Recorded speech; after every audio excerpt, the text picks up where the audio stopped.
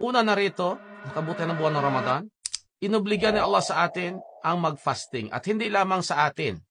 Ang sabi niya sa Quran, Ya ayyuhalladhina amanu kutiba alaykumus siyamu kama kutiba alal ladina min qablikum la'allakum tattaqun.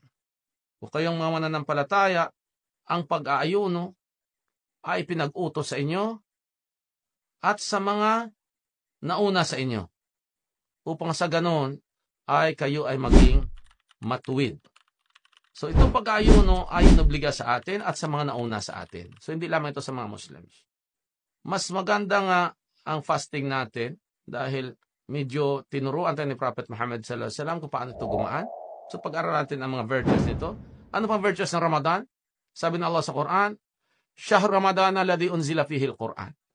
Sa buwan ng Ramadan na kung saan ang Quran ay pinahayag. Ano ang Quran? Hudal linnas. Patnubay sa sangkatauhan. Wa bayinatin minal huda wal furqan. At criterion between guidance